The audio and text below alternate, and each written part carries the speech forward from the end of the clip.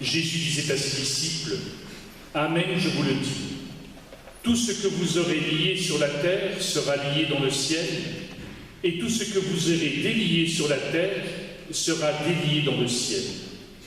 Et pareillement, Amen, je vous le dis, si deux d'entre vous sur la terre se mettent d'accord pour demander quoi que ce soit, ils l'obtiendront de mon Père qui est aux cieux.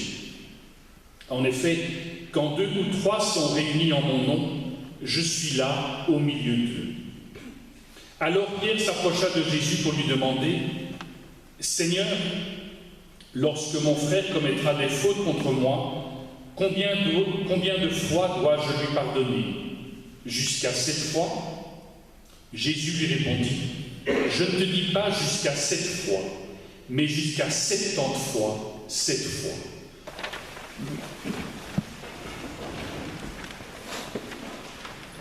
Il m'a été demandé ce soir de réfléchir avec vous sur la question du pardon et de la réconciliation.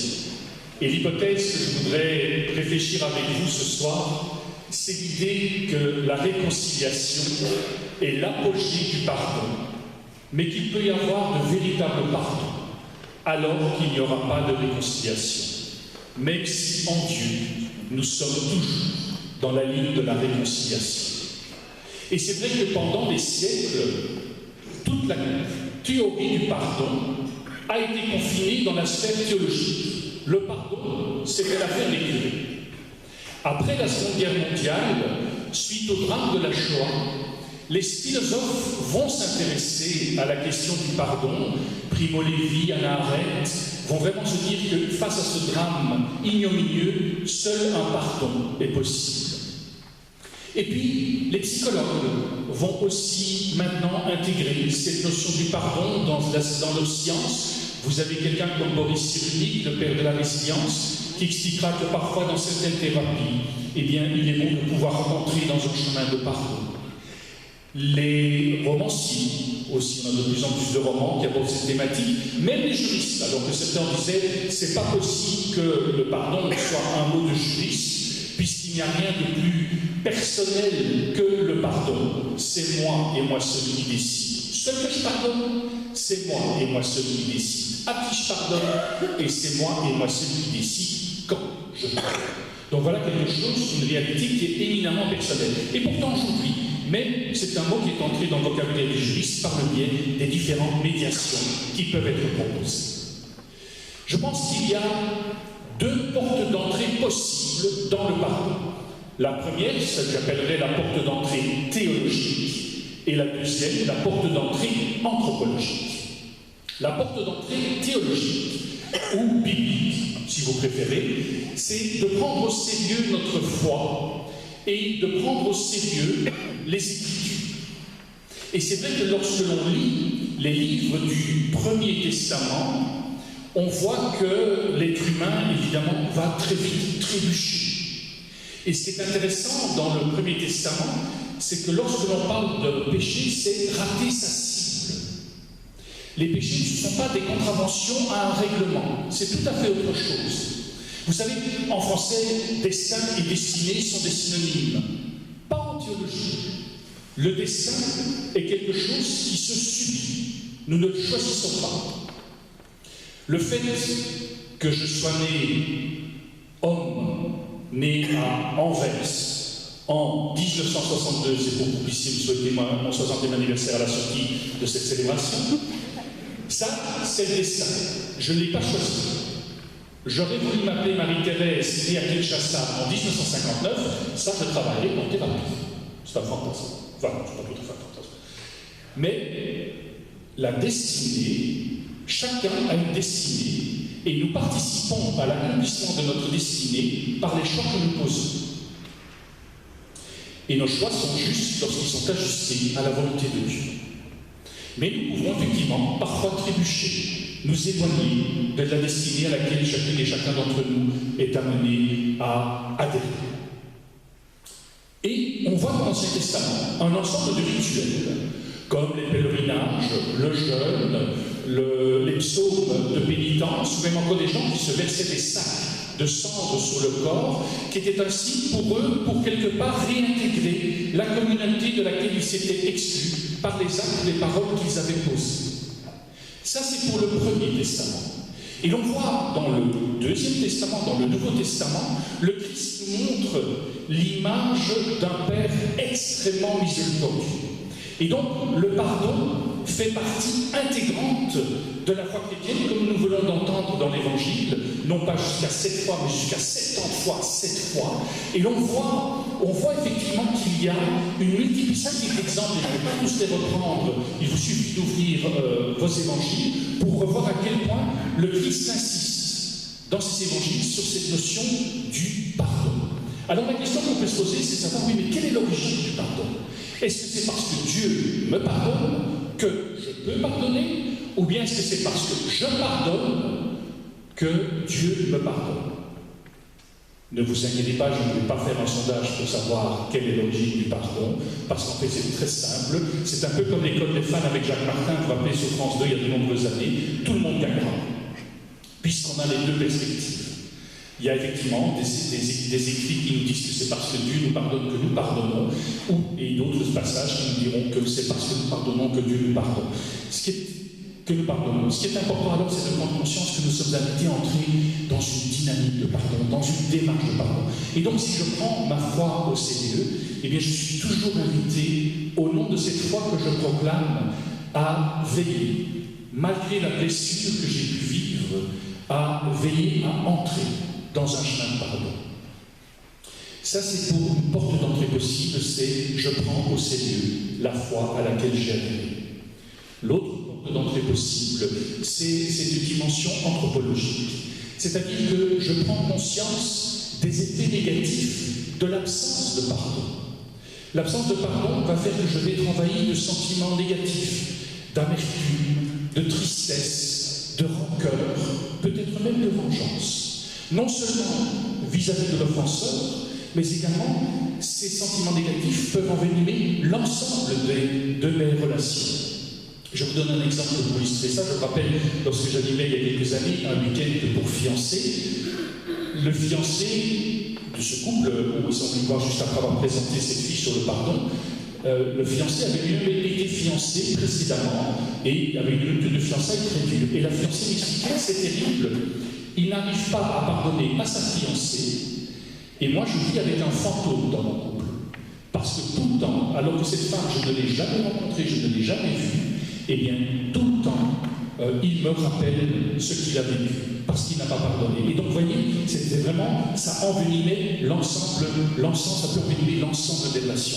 Donc, on voit ces sentiments négatifs qui peuvent exister, mais c'est aussi quelque chose qui, naturellement, peut faire que nous mettons en place, naturellement, la loi du talion. J'ai été blessé, et bien, naturellement, quelque part, j'ai envie de blesser. Et la loi du talion, lorsqu'on pousse cette spirale de la violence jusqu'à son paroxysme, eh bien la loi du talion va nous conduire à l'élimination d'un des deux protagonistes, et parfois c'est l'offensé qui pourra être éliminé. Donc au nom du refus d'entrer dans une spirale de violence et de la compréhension que j'ai des effets négatifs de l'absence de pardon, je peux alors choisir aussi, de manière humaine, d'entrer dans une démarche de pardon. Et alors, il y a deux types de pardon. Il y a le pardon altruiste et le pardon égoïste, ou personnel, si vous préférez. Le pardon altruiste, c'est celui qu'on connaît le mieux. C'est l'offenseur qui reconnaît sa faute et qui vient demander pardon. Et là, quelque part, pour offrir notre pardon à cette personne, nous avons un chemin d'humilité à devoir faire. C'est de reconnaître qu'en tout être humain, il y a une part de fragilité, une part d'inconnaissance, une part de faillibilité, qui fait que nous ne sommes pas parfaits et que nous aussi, il peut nous arriver à certains moments de notre vie d'être également des offenseurs. Et offrir son pardon à l'offenseur qui reconnaît sa faute, eh bien c'est l'inviter à partir à la recherche du meilleur de lui-même, de le libérer de son offense, pour qu'il puisse à nouveau marcher librement sur le chemin de sa vie. Et donc, de cette manière-là, nous changeons l'identité de l'offenseur. Nous reconnaissons que l'offenseur vaut beaucoup plus que son offense. J'appelle ce pardon le pardon Dalton. Est-ce que vous connaissez les Dalton? Je vois que vous lisez des livres de théologie comme moi. Donc il y a Joe, Jacques, William et Alfred. Et quand on regarde les Dalton dans des clips, les Dalton ils sont toujours avec le pyjama jaune et noir, et très souvent ils ont un boulet au pied. Eh bien, il dit, si vous voulez, quand un offenseur reconnaît son offense et demande pardon, il sait qu'il avance sur le chemin de sa vie avec un boulet au pied. Et pardonner, ce n'est pas oublier. Parce que dans la norme oublier, on ne choisit pas d'oublier. Vous avez peut-être vécu ça quand vous avez passé des examens, et tout d'un coup, vous avez bien étudié, et le prof vous pose une question, vous ne vous rappelez pas. On ne choisit pas d'oublier. Enfin, sauf sur les présidents du club sadomasochiste de son village, mais normalement, on ne choisit pas d'oublier. Et donc, il y a un acte de la volonté dans la démarche de pardon. Et donc, le pardon altruiste, c'est quelque part, je ne nie pas l'offense, donc le boulet est bien sur le chemin de l'offenseur, mais je le libère de ce boulet pour qu'il puisse à nouveau marcher librement sur le chemin de sa vie. Alors vous allez dire, ça c'est le pardon qu'on connaît, mais s'il y a des situations de vie où parfois l'offenseur ne reconnaît pas pardon, ne reconnaît pas son offense, j'imagine, voilà, Fabien vient me dire après la célébration, Philippe, quand tu as commencé en irlandais, ça m'a encore mis très humilié, etc. Je dis, écoute, mon gars, si tu es humilié par ça, va te soigner, il y a des gens qui peuvent t'aider.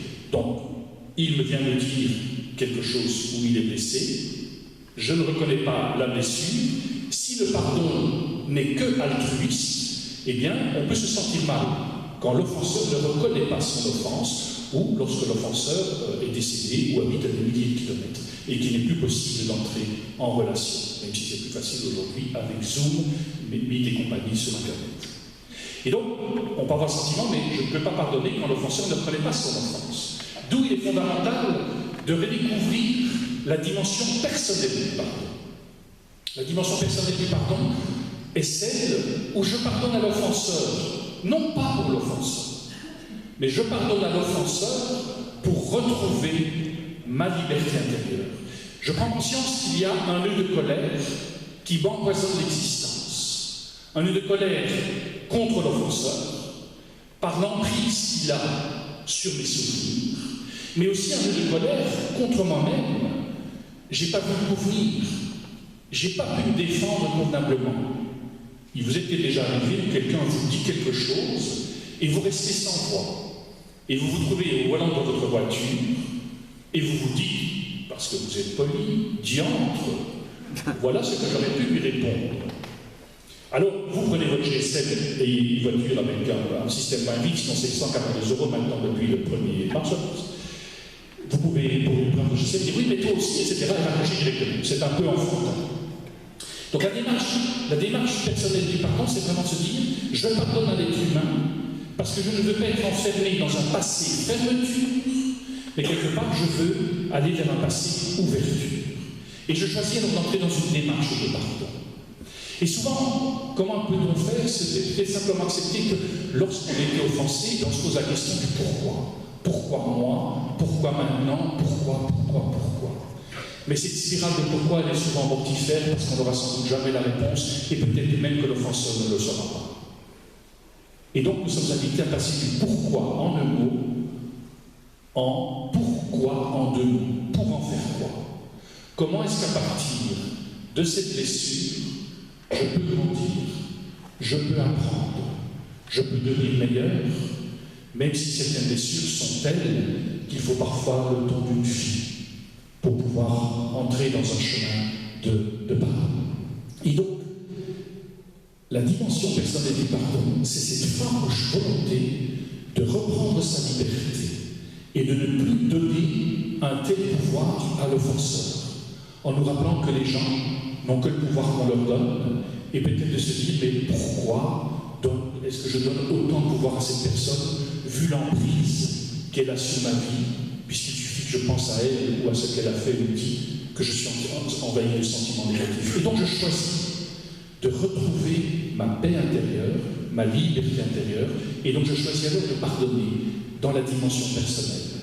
Alors dans la vie, il peut arriver que l'offenseur reconnaissant sa faute, nous donnions le pardon altruiste, tout en lui disant « Maintenant, laisse-moi le temps de digérer ce qui vient de se passer, et j'ai besoin d'un peu plus de temps pour la dimension personnelle. » Il est possible que vous puissiez aussi dire « Voilà, je vis d'abord la dimension personnelle du pardon, plus tard l'offenseur vient demander pardon, vous pouvez entrer dans une démarche de pardon. » Parfois, les deux se vivent de manière concomitante. Et ce qui est important à savoir, c'est qu'on peut avoir vécu le pardon dans sa dimension altruiste et dans sa dimension personnelle. Alors se pose à nous une question: ai-je envie de poursuivre la relation? Parce qu'il est possible que nous sommes enfermés dans des relations toxiques ou dangereuses pour nous, dont nous avons à nous protéger. Et donc je peux donc véritablement vivre un chemin de pardon dans sa dimension personnelle et dans sa dimension altruiste.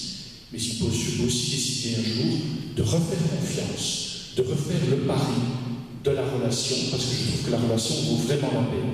Et donc c'est évident qu'un couple qui veut traverser le temps, eh bien, est toujours invité à entrer dans un chemin de réconciliation. Mais il peut y avoir des situations de vie avec des amis, des collègues de travail, etc., où effectivement nous pourrons vivre un véritable chemin de pardon, sans pour autant vivre la réconciliation. Mais comme je vous le disais en introduction, la réconciliation, elle se vit toujours dans notre relation avec Dieu. Dieu choisit toujours et nous demande toujours de revenir dans cette relation de laquelle nous avons pu nous exclure par certains actes ou certaines paroles. Et donc, je voudrais simplement conclure par cette image qui est proposée par Jacques Salomé. Quand on aborde la question du pardon, c'est comment arriver à se savoir que l'on peut pardonner. Et il nous donne l'image suivante, la métaphore suivante, où il nous dit, regardez, quand on se balade dans la campagne, eh bien, on voit des vieux murs de campagne. Et dans les vieux murs de campagne sont lézardés. Il y a des fissures dans ces murs. Mais, avec le temps, le vent va y amener un peu de terre. Et puis un jour, le vent va amener ici et là des graines. Et avec le soleil et la pluie, eh bien, au cœur de ces arbres, la vie va renaître, des fleurs et des plantes vont pouvoir exister. Et Jacques Salomé disait, il y a les lézards des vieux murs de campagne, mais tout être humain a aussi ces lézards. Comment faire pour remettre de la vie au cœur de nos lézards intérieurs? C'est peut-être cela que le Christ est venu nous proposer lorsqu'il nous demande chaque fois d'entrer dans un chemin de pardon, c'est de pouvoir remettre de la vie au cœur de nos lézards intérieurs pour que nous puissions continuer d'avancer et accomplir la destinée à laquelle chacune et chacun en Dieu nous sommes appelés. Amen.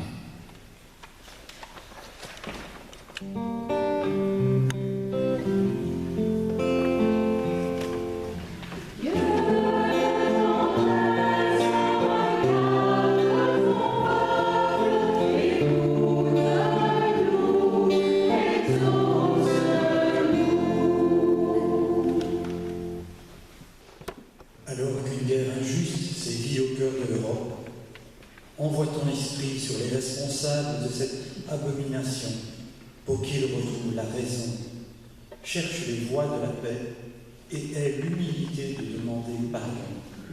Seigneur, nous te prions.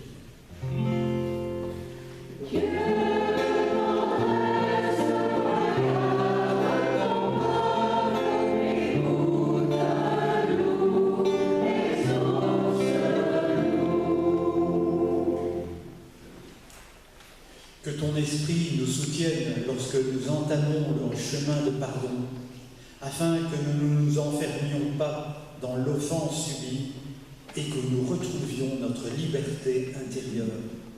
Seigneur, nous te prions.